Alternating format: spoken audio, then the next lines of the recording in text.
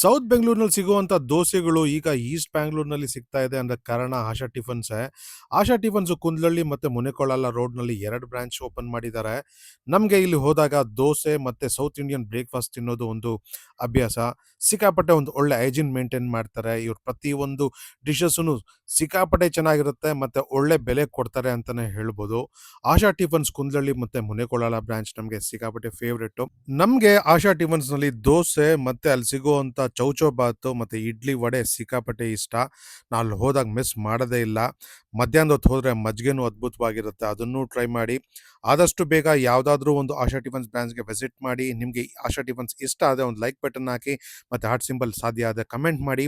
ಈ ರೀಲ್ ನಿಮ್ಗೆ ಇಷ್ಟ ಆಗಿದೆ ಜಾಸ್ತಿ ಜನಕ್ಕೆ ಶೇರ್ ಮಾಡಿ, ಲೈಕ್ ಮಾಡಿ. ನಮ್ಮ ಪೇಜ್‌ನ ನೀವು ಫಾಲೋ ಮಾಡ್ತಾ ಇಲ್ಲ ಅಂದರೆ ದಯವಿಟ್ಟು ಫಾಲೋ ಮಾಡಿ. ಫುಲ್ ಎಪಿಸೋಡ್ ನಮ್ಮ ಯೂಟ್ಯೂಬ್ ಚಾನಲ್ ಮತ್ತು ಫೇಸ್‌ಬುಕ್ ಪೇಜ್‌ನಲ್ಲಿ ಅಪ್ಲೋಡ್ ಆಗಿದೆ. ಮತ್ತು ಅಲ್ಲಿ ಕಾಂಟಿನೆಂಟಲ್ ಡಿಶಸ್ಸು ಸಿಗುತ್ತೆ, ಅದನ್ನು ಟ್ರೈ ಮಾಡಿ.